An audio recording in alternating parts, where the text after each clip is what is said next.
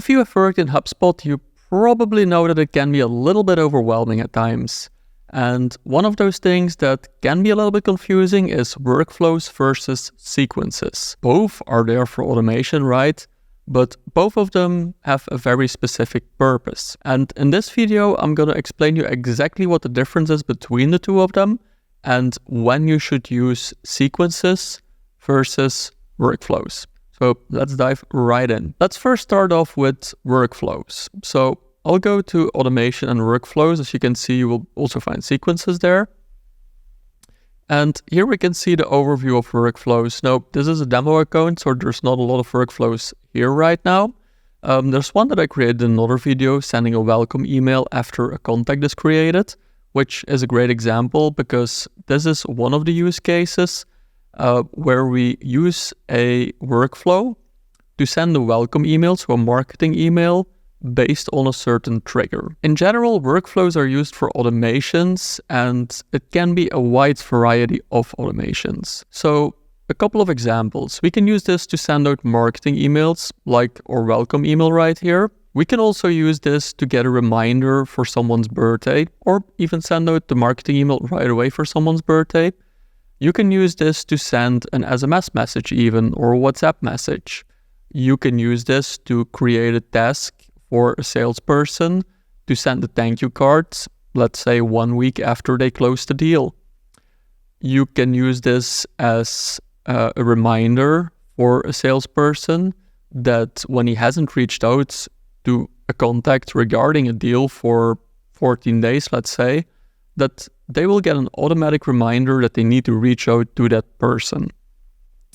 Let's say one of the deals goes past their close date. We can also create a reminder for that, make sure that sales stays on top of things. There will be a video on workflows specifically in the future, and as soon as that video is available, I will link it down in the description. For now, we'll leave it at this and we'll jump over to sequences. So if we go to sequences,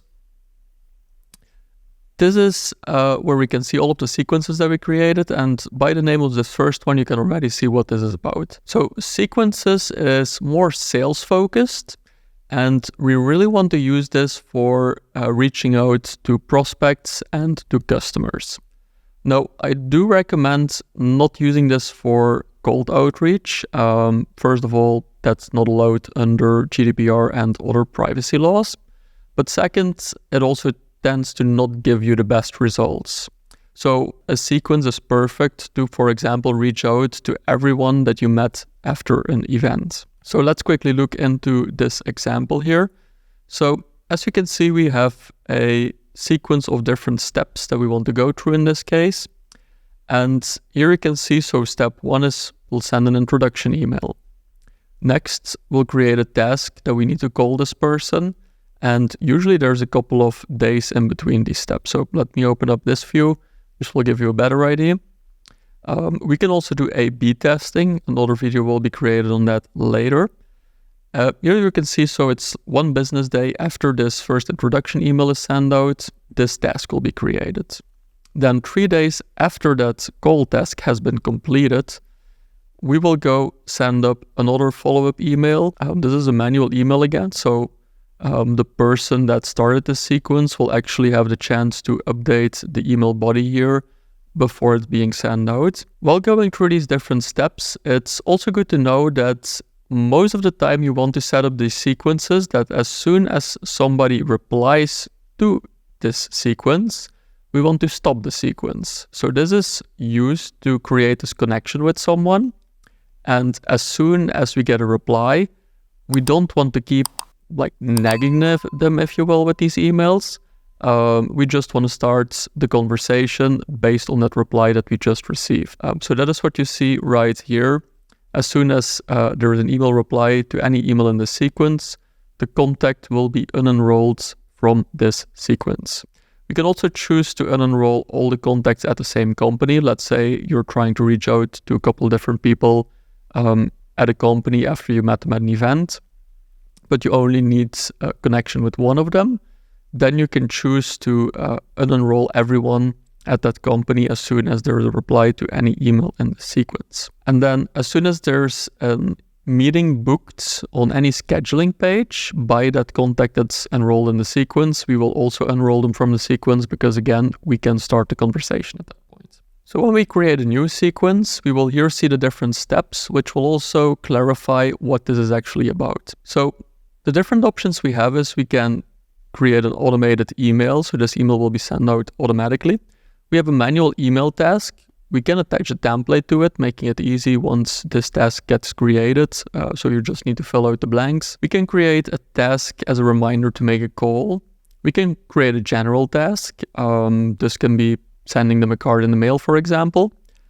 And then we have 2 LinkedIn tasks. Now for these, I have to mention that to use these LinkedIn tasks, you need one of the higher tiers in Sales Navigator to be able to use them. I think it's called the team license. And the 2 options we have here is we have an in-mail task. So we can create a task reminder to send an in-mail. And we have a connection request task, which will set a reminder to connect, to send a connection request. Now, what I usually do is, because most people don't use the LinkedIn team license, I would just create a general task and just name the task, consider connecting to this contact.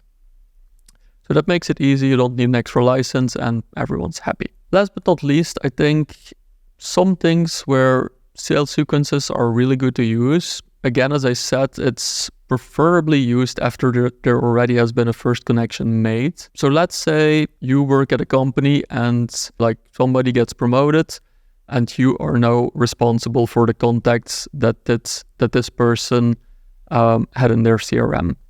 Now you can use a sequence, for example, to reach out to all of these contacts to set up this first meeting, this first call. One very last thing, with sales sequences, you also have this analyze option where you can see the performance of your different sales sequences. So for example, we can see highly engaged contacts here. We can see the performance of different sequences, and we can see an overview of all of our sequences. And we can change the enrollment date if we want here. We can see the total enrollments, the meeting rate, so how many meetings were booked because of these sequences, the reply rates, what is the reply percentage that we get on the email sent out in these sequences, the deal rate, how many deals are being created based on these sequences, and then the total revenue based on closed deals that are also linked to that sequence. And then if we go into the specific sequence, the first step is always performance here. Here you can see these analytics for the specific steps in each sequence. So you can see how many executed steps there have been for a specific step. And then for each step, you can see again the meetings, opens, clicks, replies, and completed tasks. So to wrap this up, when do you use workflows and when do you use sequences? So sequences are used whenever there's personal outreach. Also very good to know that these emails will be sent from the personal email account of the person enrolling someone in the sequence. For workflows, we use it for everything else. We use it for marketing emails, we use it for lead nurturing, we use it to create automated tasks, as I explained in the beginning. So anything we want to automate that is not related to personal outreach by a salesperson, that goes into workflows. And these two can also work perfectly together. Let's say we have a lead nurturing flow built in a workflow.